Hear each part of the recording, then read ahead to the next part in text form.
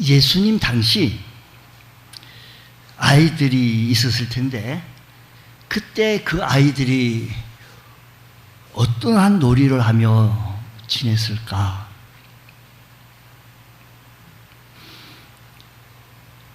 (16절) (17절) 말씀 보면 다소 짐작해 볼 수가 있습니다. 그때 그 시절에 아이들의 놀이, 어떤 놀이를 했을까?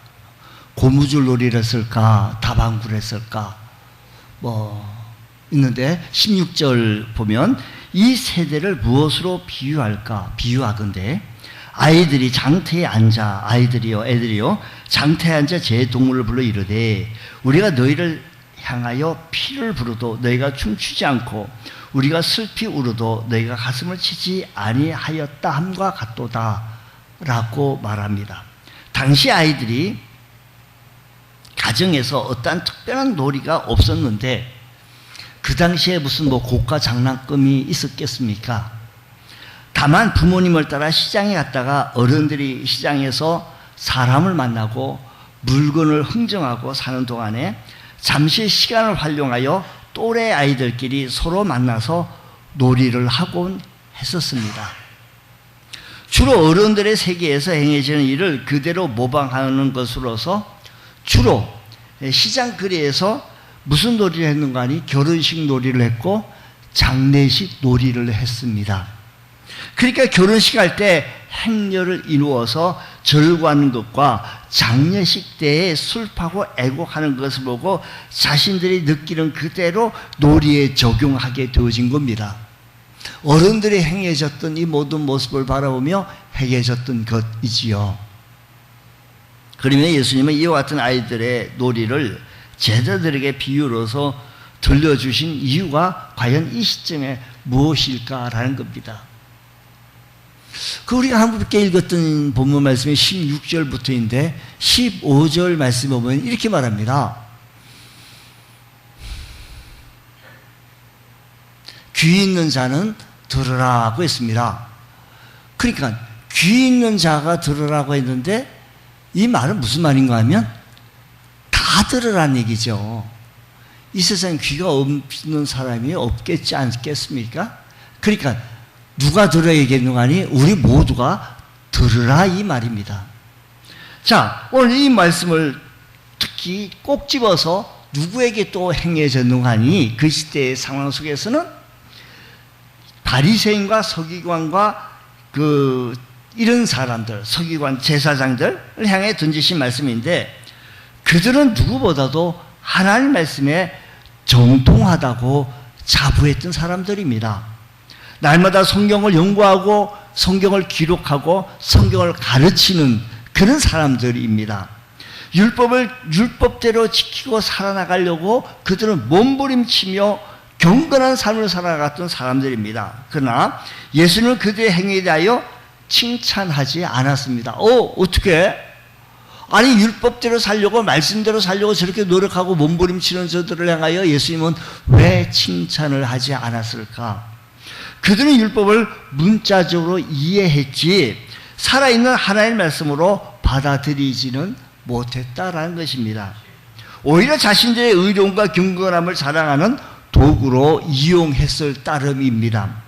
그 결과 예수님은 그들을 향하여 질타기를 외식하는 자들아, 독사의 자식들아, 회칠한 무덤 같은 자들아 라고 강력하게 경고했습니다. 아마 당시 신앙관에서 영적 무감각 시대의 상과 당신네들이 그렇게 기다리고 있었던 메시아 사상을 기다리고 있었던 그 메시아가 도래했는데도 영접하지 않는 세대를 향하여 지적하려고 하는 의도가 아니었는가라는 겁니다. 자, 그러면 오늘 이 말씀을 통해서 우리 한번 서기하면서 들어가 보도록 합니다. 먼저 결혼식과 장례식 놀이의 의미가 과연 무엇일까? 결혼식 놀이, 장례식 놀이가 과연 무엇일까라는 겁니다. 볼륨 조금 더 높일 수 있을까요? 하우링만 안 나면 여기 피리를 불어도 너희가 춤추지 않고 피리와 춤은 유대인뿐만 아니라 헬라와 로마인들에게 기쁨과 흥을 돋구는 것이 피리와 춤입니다.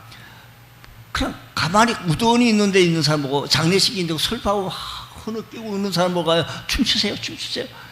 말이 되겠습니까? 지금 이게 기쁨과 피리와 춤이라는 것은 기쁨과 흥을 돋구는 그런 모습입니다. 잔치집에서 기쁨과 흥을 돋구기 위한 방법으로 활용하게 되어졌는데, 그 당시에 전문적으로 돈을 받고 일당을 받고 보수를 받고 피를 불고 잔치집마다 다니는 사람이 있었습니다. 그래서 그들이 수고를 하는데, 그들이 열심히 피를 불고 그 소리에 따라 거기에 있는 남자들이 덩실덩실 춤을 추게 되어진 겁니다. 사람들이 좀 즐거우면 춤을 잘 춥니다. 또 우리가 슬피 울어도 너희가 가슴을 치지 아니하였다 함과 같다라고 성경은 말하는데, 곡을 하고 가슴을 치는 것은 장례식의 풍속으로서 이 역시 전문적인 울음꾼, 즉 여자들을 섭외해서 일당 받고 가서 울어주는 겁니다. 곡하는 겁니다. 즉 이 애곡을 하는 이 여자 이 울음꾼 소리를 따라서 식장에 온 모든 사람들은 슬픔의 현장에 동참하였다는 의미에서 함께 자기의 가슴을 쥐어뜯고 가슴을 쳤다라는 것입니다. 그래서 전문인의 울음소리를 통하여서 슬픔의 현장에 동참했던 모든 사람들이 함께 슬퍼하고 함께 울었던 그 시대의 문화와 풍습을 우리는 조금 더 그림을 좀 그려봅시다. 이러한 결혼식과 장례식의 풍습을 알고 있는 아이들이 부모님을 따라 장터에 나왔다가 서로 만나서 신랑과 신부의 배역을 정해. 너가 신랑하고 너가 신부하고 피리를 부는 사람, 춤추는 사람 다 배역을 정해놓고 어른들의 결혼식 놀이를 합니다. 흉내를 내는 거죠. 먼저 피리 부는 역을 맡아 아이가 피리를 부는 척하면 남자아이가 춤을 추어야 하는데, 근데 이 아이들 사이에 고집 센고 마음이 삐뚤어진 아이가 정해진 규칙에 따라 춤을 추지 않는 겁니다. 그럼 어떻게 되었습니까? 춤을 추지 아니하니까 흥이 깨어지는 겁니다. 지금 막 물어익었는데 찬물 깨어진 겁니다. 그래서 아이들 중에 피를 부는 자가 답답해서 이렇게 물어요. 우리가 피를 부는데 왜 너희들이 춤추지 않고 그대로 서 있기만 하냐? 내가 피를 부면 너가 춤추기를 하지 않느냐? 춤춰야 되지 않냐? 기뻐해야 하지 않냐? 흥이 나야 되지 않냐? 그래도 묵묵부답이니 그 놀이는 흥이 없으므로 저절로 깨어지고 말았습니다. 모처럼 아이들끼리 만나서 놀이를 하는 거 아닙니까? 놀이를 중단하는 게 아쉬워서 야 그러면 다른 놀이 하자 하고 다음 놀이를 하게 되어졌는데, 바로 그것이 장례식 놀이 흉내를 내는 겁니다. 이 놀이는 사람의 시신 대신 주로 죽은 메뚜기 한 마리를 갖다 놓고 장례식을 시작합니다. 서로 간에 적절한 배역을 정한 후 이제 여자아이가 장송곡으로 부르면 이에 따라서 그게 맞춰서 가슴을 치고 통곡을 하게 되는데, 묵묵부답인 거예요. 반응이 없는 거예요. 무감각인 거예요. 무관심인 거예요. 무기력한 거예요. 전혀 반응이 없습니다. 역시 고집 센 아이가 역시 정해진 규칙을 통하여서 울지 않으니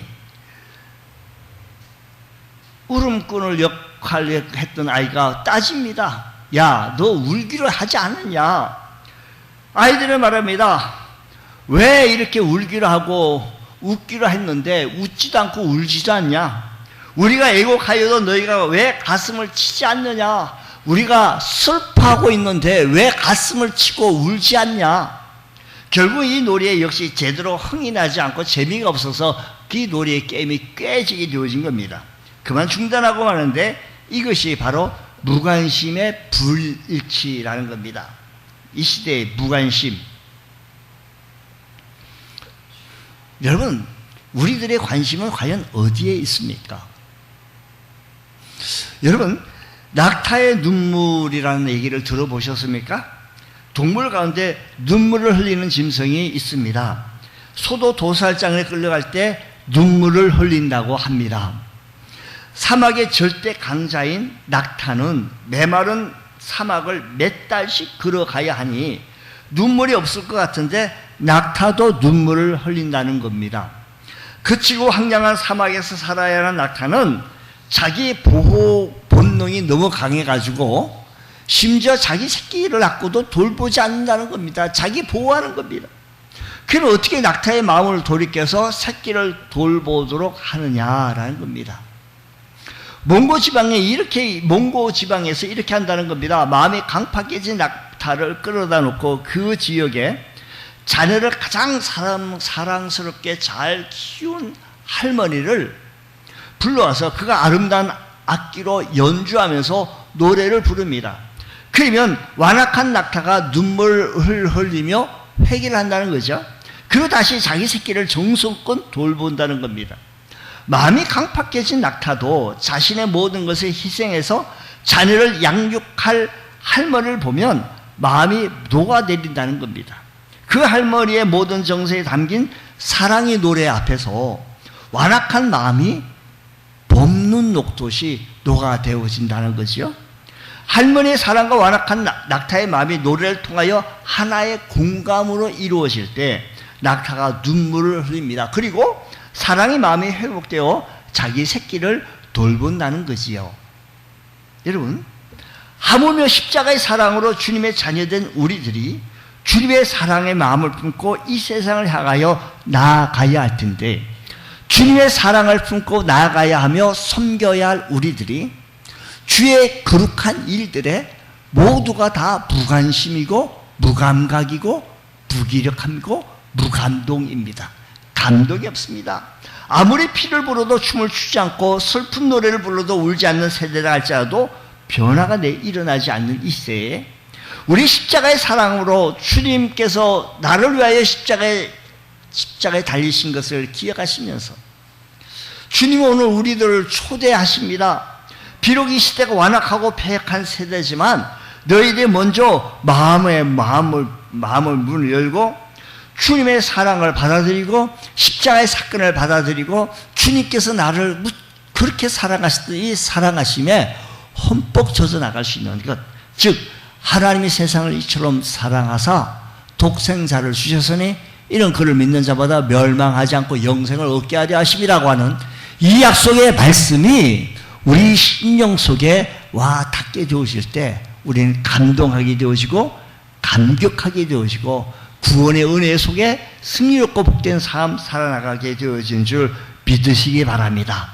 주님, 다시 한번 우리가 십자가의 아버지 하나님, 십자가의 감동, 십자가의 고난과 십자가의 그 사건을 기억하게 하여 주옵시고 고통과 고난 속에서 승리하며 살아나갔던 우리 주님을 기억하며 살아갈 수 있는 귀한 은총의 은혜가 일어나게 하여 주시옵소서. 이런 우리들의 삶의 현장이 되게 하여 주셔서 주의 이름만 높일 수 있는 귀한 은혜가 일어나시기를 주님의 이름으로 축원합니다. 예수님이 이 비유를 통해서 그 시대의 교권자들과 교만과 불신을 지적합니다. 결혼식과 장례식 비유의 초점은 아이들의 놀이에 있는 것이 아니고 놀이에 동참하지 않고 방관만 하는 친구들에게 있다라는 겁니다. 이 말씀하고 있는 이 놀이의 비유에서 말씀하시는 예수님의 핵심은 이 놀이에 있는 것이 아니고 놀이에 구경만 하고 있는 누구? 친구들, 방관만 하는 친구들에게 핵심이 있다는 거예요. 결혼 놀이를 제안해도 싫다, 장례식 놀이를 해도 싫다, 아이들 이래도 좋고 저래도 싫고 이래도 뭐 좋고 저래도 좋고가 아니라 다 싫은 거예요. 당시 세대가 비유로 되어지고 있는데 16절 말씀 보면 이렇게 말합니다. 이 세대를 무엇으로 비유할까? 무엇으로 비유할까? 이 세대를 무엇으로 비유합니까? 이런 비유를 이끌어내기 위해서 납비들이 흔히 사용했던 교육 기법으로서 어떤 사건이나 사물에 대해서 그 닮은 것을 곁에 두고 비교한다는 의미로 이해할 수 있는 말입니다. 실로 예수님께서는 영적인 지혜를 일상생활의 사건을 비교하면서 설명함으로써 저 무지한 백성들에게 깨달음을 제공하고자 한 것입니다. 예수님 당시에 주님을 반대하는 자들은 모두 유대인들 중에서 나라와 민족을 사랑한다고 자부하는 민족주의자들이요, 지도자의 위치에 있는 사람들인 겁니다. 하나님은 그들을 바라보실 때 당신네들이 정말 민족을 사랑하고 지도자의 위치에 있어서 성경을, 말씀을, 율법을 가르치고 율법을 통하여 연구하고 그렇게 공부한다고?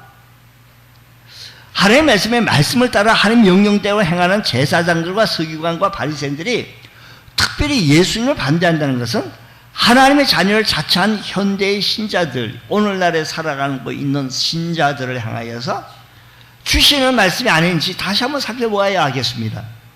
그들이 하나님의 말씀을 살고 성경대로 행한다는 것은 모두 거칠이고 내용에서도 그렇지 않다라는 것입니다. 저들이 말씀대로 산다라고 말은 합니다만 내용은 그렇지 않다라는 겁니다. 그들이 하나님을 믿고 하나님의 말씀을 순종하는 것이 세상적인 보상과 세상적인 것의 궁극적인 목표에 달려있다는 것입니다.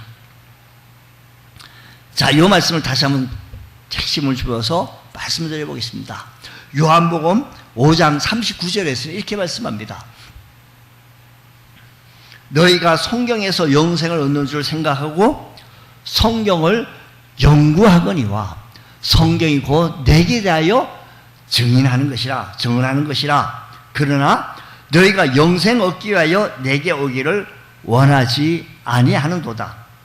나는 사람에게서 영광을 취하지 아니하노라. 42절 다 같이 한번 읽어보겠습니다. 자, 시작. 다만 하나님을 42절 시작. 다만 하나님을 사랑하는 것이 너희 속에 없을 줄. 다만 뭐가 없다고요? 하나님을 사랑하는 것이 없었어요. 오늘 우리들의 삶의 현장 속에서 이 말씀 한번 잘 좀 봐야 하겠습니다. 그들이 성경을 연구하고 성경의 영의 양식으로 공급하는 줄로 알고 있습니다. 주님이 오셔서 하시는 모든 일들이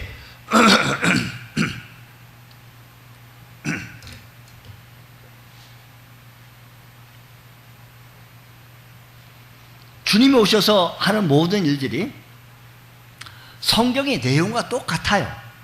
근데 그들이 주님을 대적하고 반대하고 있는 것은 그들이 진실로 하나님을 사랑하지 않는 거예요. 주님을 사랑하지 않는 거예요. 그들이 정말 사랑하는 것은 이 세상이고 이 세상에서 얻어지고 있는 영광이에요.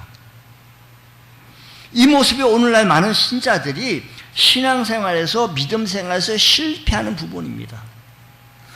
다만 하나님을 사랑하는 것이 너희 속에 없어요.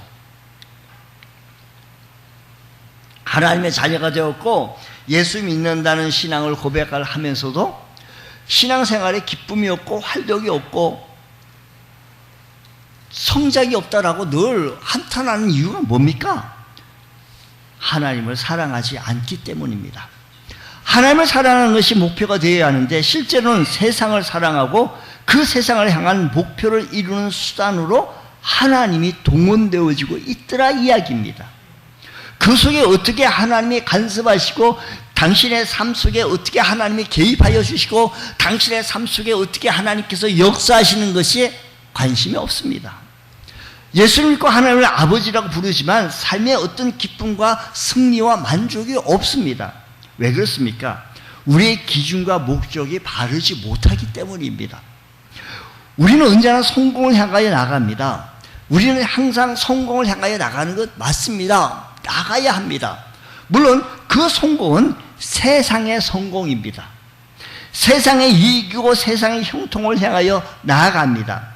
고통을 면하고 남에게 지지 않고 어떻게 하든지 간에 내가 무엇을 가지고 군림하고 자랑하려고만 합니다. 어느 자리에서도 하나님의 뜻을 구하지 않냐고 하나님이 싫어하는 것을 삼가하려고 하는 노력이 전혀 없더라 이야기입니다.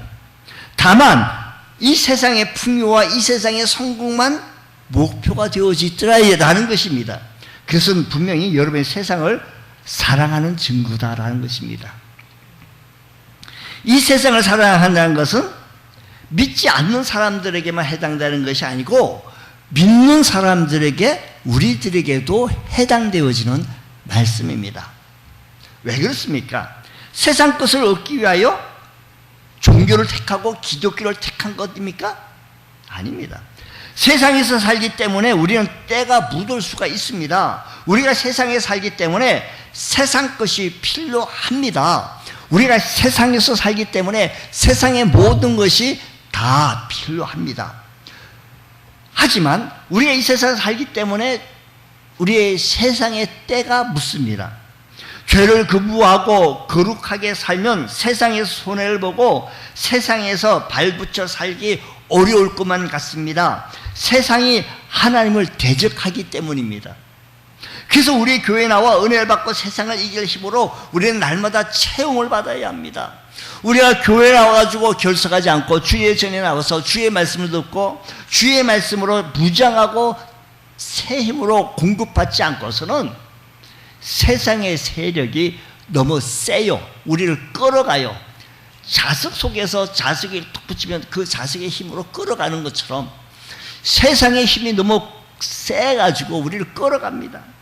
그런데 그 우리가 짧은 한 주간을 지내면서 받은 은혜 말씀대로 신자가 살아나가야 되는데 우리가 받은 말씀대로 은혜로 살아갈 수 있는 믿음과 용기가 자꾸 떨어져 나갑니다. 왜요? 내 믿음과 용기가 약해지기 때문입니다. 그래서 우리는 교회를 나와서 매주 교회에 나와 하나님의 말씀을 듣고 하나님의 사람으로 자꾸 서야 합니다. 주님 하나님 앞에 자꾸 서게 하여 주시고 세상 것으로 만족할 것이 아니라 하나님 한 분만으로 만족하게 하여 주시고 주님 것으로 주님께서 주시는 것으로 기뻐하고 즐거워하게 하여 주시고 감사하게 하여 주시고 하나님으로 인하여 하나님을 영화롭게 해드리시는 자가 되게 하여 주옵소서. 하나님을 통하여 감사하게 하여 주시고 외양간에 소가 없을지라도 식물이 없다 할지라도 여호와 한 분만으로 내가 감사할 수 있는 하나님의 사람 되게 하여 주옵소서. 신자가 가지는 한탄 가운데 10년이 지나고 20년이 지나고 평생을 하나님을 믿었는데 내가 하나님의 사람으로 확 변한 것이 없다라고 해서 한탄하고 있습니까? 왜 그렇습니까? 내가 하나님을 사랑하는 것이 없기 때문입니다. 우리가요 하나님을 사랑하다 보면 때로는 손해도 옵니다. 때로는 희생을 합니다. 주님 뜨겁게 사랑하고 교회 사랑하지요. 교회 사랑하는 눈으로 보십시오. 교회를 사랑하는 눈으로 보십시오. 보면 내가 하여야 할 일이 보입니다. 내가 섬겨야 할 일이 보입니다. 내가 어떠한 위치에서 어떠한 모습으로 내가 가지고 있는 믿음의 분량만큼 믿음의 세계에서 어떤 일을 감당해야 할 것이 보입니다. 주님 뜨겁게 사랑하고 교회 사랑하는 눈으로 다시 한번 보십시오. 보입니다. 보이지 않는다는 것은 다시 한번 우리 주님을 사랑하십시오. 나를 위하여 십자가에 달려 돌아가신 그 주님을 기억하며 저 천국에서 내게 주실 상급을 바라보며 하나님의 은혜를 기다리며 주님 오늘도 주님이 나와 함께 하심을 통하여서 주님께서 주시는 그 능력으로 힘으로 주의 일을 감당하게 하여 주옵소서. 나아갈 때 보여지게 되어진다는 것입니다. 입이 열리고 귀가 열려지게 되어집니다. 여러분 주님 뜨겁게 사랑하는 마음으로 주님을 섬겨보십시오. 섬길 때 귀한 역사가 일어나게 되어집니다. 주님, 오늘 우리들의 섬김의 자세히 모습에서 어떤 모습이 있습니까? 저는 늘 이런 얘기를 합니다. 어느 대열에서 인생의 길을 행로를 걸어 나가게 되어지는데 그 가운데 네오라고 하는 사람이 있습니다. 이 네오라는 사람은 눈이 마주치면 물 떠다 드릴까요? 하고 행로를 지나가면서 즐겁게 휘바람도 불어주고 노래도 불어줍니다. 그리고 서로 또 지치고 있었을 때 뭐 물도 주고 커피도 주겠죠. 요즘 우리들은 말로 얘기하면요. 커피 드릴까요? 따뜻한 물 드릴까요? 찬물 드릴까요? 필요한 것을 공급합니다. 그럴 때 이 행로가 잘 걸어나가게 되십니다. 근데 어느 순간에 이 행로 순간에 티격티격티격티격티격 싸움 소리가 나와요. 니 잘났니 내 잘났니 하는 거예요. 왜 그런가 보니까 그 속에 내호가 없어졌어요. 섬김이 내호가 없어졌어요. 오늘 우리들의 모습 속에서 어떤 모습이 있습니까?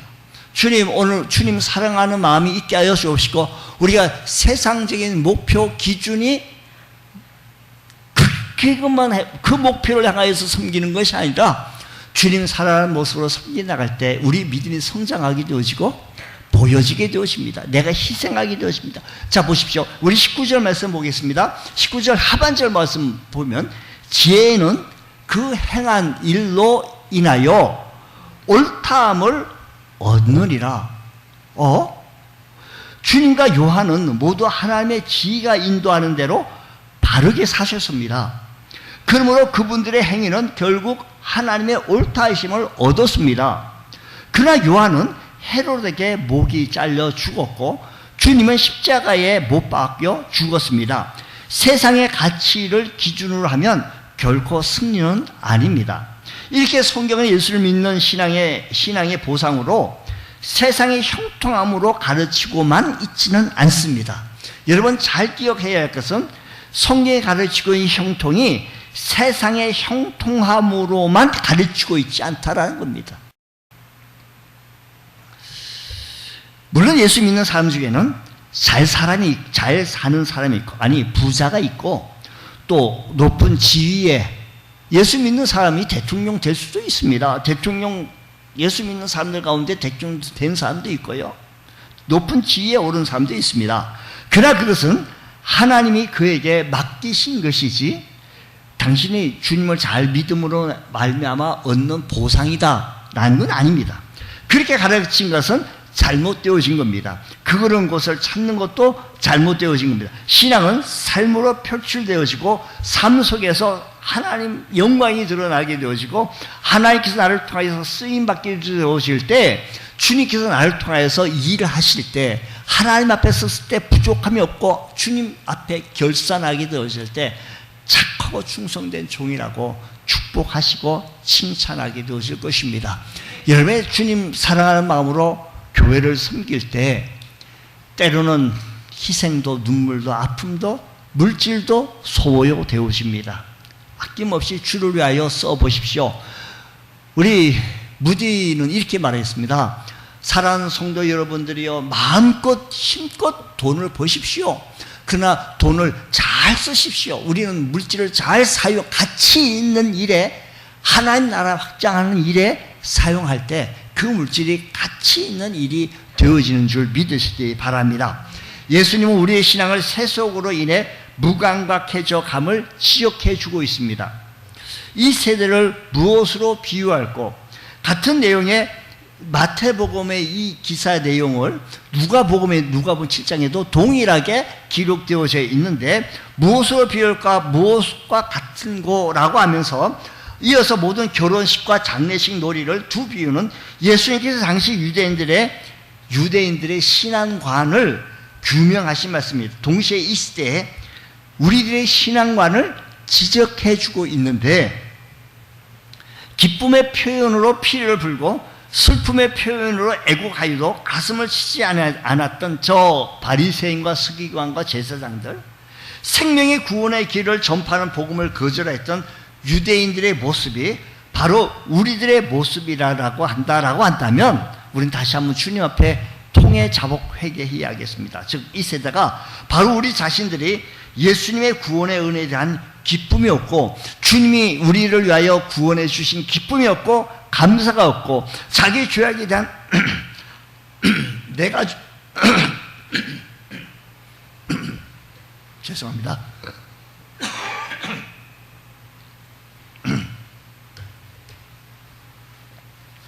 내 죄악에 대한 눈물과 회개가 없다면 다시 한번 주님 앞에 서야 합니다. 주님, 내가 주님의 구원의 감동에 의하여 기뻐하게 하시고 내 죄악에 대하여 안타까운 회개와 눈물이 있게 하여 주셔서 주님 앞에 바로 서기에 부족함이 없는 귀한 은혜가 일어나게 하옵소서. 오늘 이 시대를 가리켜서 무감각, 무관심, 무기력한 시대입니다. 참으로 이런 시대에 살아가고 있습니다만 우리는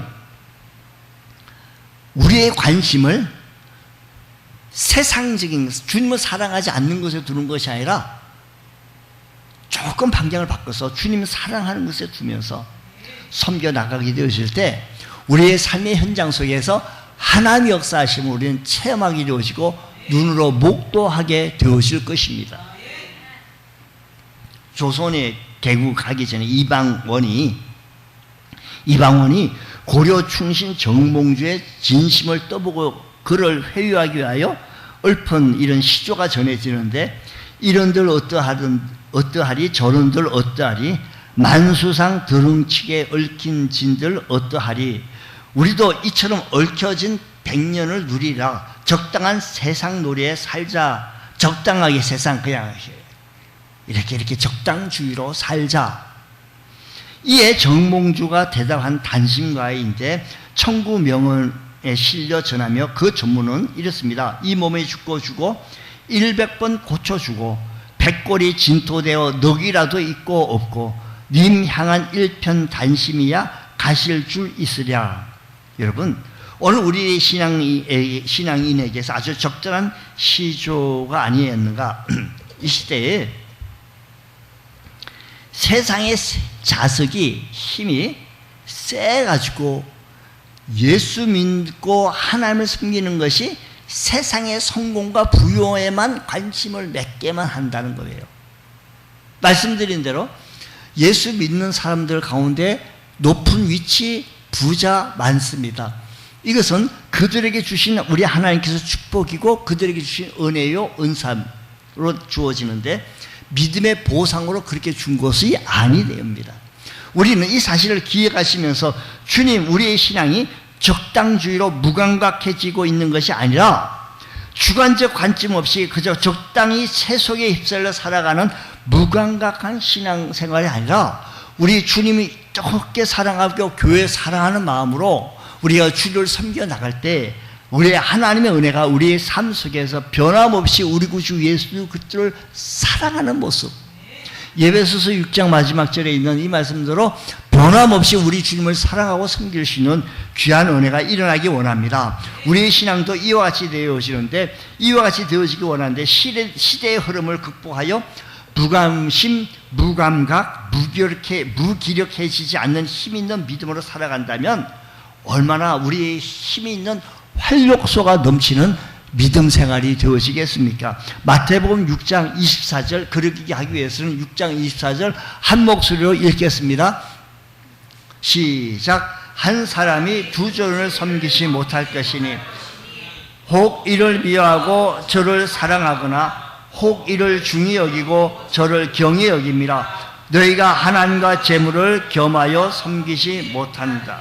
여러분, 하나님과 재물을 겸하여 섬기지 못합니다. 우리는 말씀대로 살면 죽을 것만 같고 망할 것만 같고 손해볼 것만 같고 실패할 것만 같은 그런 마음이 자꾸 듭니까? 주님께서 말씀하시려 주신 주일 성수하며 사십시오. 주님께 봉사하며 사십시오. 하나님께 복을 받으려면 11조 생활을 하며 사십시오. 하나님께 주신 이 말씀대로 살아보십시오 라고 하시는 이 말씀대로 살면 죽을 것만 같고 망할 것만 같고 손해볼 것만 같고 실패할 것만 같은 마음이 듭니까? 그런 의미에서 우리는 이것을 알아야 합니다. 마약 중독자들은 마약을 복용하면 마약 중독자들은 살 것만 같아요. 마약을 끊어야 사는데 마약을 끊으면 죽을 것만 같아요. 마약 중독자는 살기 위하여 죽음을 극복하면서 마약을 끊듯이 우리도 그와 같은 각오로 하나님의 말씀에 순종하는 삶을 실천해 보게 되어질 때 우리 주께서 역사하시고 주님께서 전능하신 하나님께서는 말씀 한마디로 이 우주 만물을 창조하시고 지배하시고 이끌고 나가시는 그 하나님이 그 전능하심으로 우리의 삶을 축복해 주십니다. 축복해 주시고 복을 주시는 분은 전능하신 하나님이신 줄 믿으시기 바랍니다. 물론 자기의 노력이 필요합니다. 애쓰고 새벽 일찍 일어나며 늦게 누우며 노력이 필요하죠. 그럼에도 불구하고 하나님의 도우심이 없다면 모든 것이 허사인 것을 기억하시면서 주님 오늘 시대에 하나님의 사람으로 살게 하여 주옵시고 하나님의 도움으로 살게 하여 주옵소서. 오늘 성경에 나오는 그 시대의 사람들이 마치 피를 불어도 춤을 추지 않고 곡을 해도 가슴을 치지 않는 사람이 누굽니까? 회개를 통한 복음 운동을 응하지 않고 구경만 하고 손가락질만 하고 비평만 한 사람들인데 이들은 온통 침례 요한과 예수님에 대해서 분노한 사람들이었습니다. 회개를 거절하고 복음을 거절했던 사람들이었던 겁니다. 피를 불어도 춤을 추지 않고 곡을 해도 가슴을 치지 않는 사람은 오늘 이 시대에 우리가 부흥을 합시다, 예배를 드립시다, 특별 새벽 기도 합시다, 월삭 예배를 합시다, 무감각한 거죠. 무기력한 거죠. 무관심인 거죠. 교회에 그런 일이 있었어? 나의 관심은 오직 세상적인 목표와 세상적인 관심과 지위와 높은 그거에 있다 보니까 이게 안 들려요. 관심이 없다 보니까. 이번 토요일은 월삭 예배로 한번 토요일날 아침 7시 뭐 새벽도 아니죠. 한번 같이 나와서 예배 드리면서 하나님 축복해달라고, 하나님 은혜 달라고 우리 하나님 앞에 간구해보자라는 겁니다. 주님께서는 이렇게 얼마나 무관심 생활하면서 이렇게 안타까운 마음으로 이렇게 말합니다. 마태복음 11장 12절이죠. 오늘 보면 우리 함께 마태복음 11장 12절 그 위에 말씀하시기를 시작. 침례 요한의 때부터 지금까지 천국은 침노를 당하는 침노하는 자는 빼앗는. 무슨 말씀입니까? 하나님 나라를 그렇게 무관심의 대상이 될 정도로 무가치한 것이 아니라는 겁니다. 하나님 나라를 무관심할 만큼 무가치한 게 아니에요. 그것은 뭡니까? 누구든지 하나님 나라에 대한 관심을 가지고 있는 자들이 관심을 가지고 있는 자들이 들어가는 말씀으로서 서로가 빼앗으려고 힘나는 자, 애쓰고 힘써 노력하는 자가 귀한 나라에 들어간다라는 겁니다. 하나님 나라는 무관심할 정도로 무가치한 것이 아니고, 그래서 천국은 침노를 당하고 있다고 표현한 겁니다. 근데 그 나라가 저들 눈앞에 지금 다가와 있음에도 불구하고 저들 바리새인과 서기관과 이런 제사장들이 무관심한 겁니다. 예수님 당시처럼 이 시대의 우리들도 주님을 안타깝게 하고 있지는 아니한지, 오늘 우리들의 믿음 생활 속에서 하나님의 말씀에 귀를 기울이고 주의 말씀과 함께 같이 동행해 나가면서 우리 주를 온전히 섬겨 나갈 때 하나님께서 큰 은혜의 역사하심으로 살아나가게 되어질 줄로 믿습니다. 이런 은혜가 우리 모두에게 있으시기를 주님의 이름으로 축원합니다. 하나님 아버지 감사합니다. 오늘 이 아침 시간에 주님 앞에 섰습니다. 성령 하나님께서 역사하여 주시고 하나님 나라에 대한 열심 품고 주를 섬길 수 있는 귀한 은총의 은혜가 있게 하여 주옵소서. 예수님 이름으로 기도드립니다. 아멘.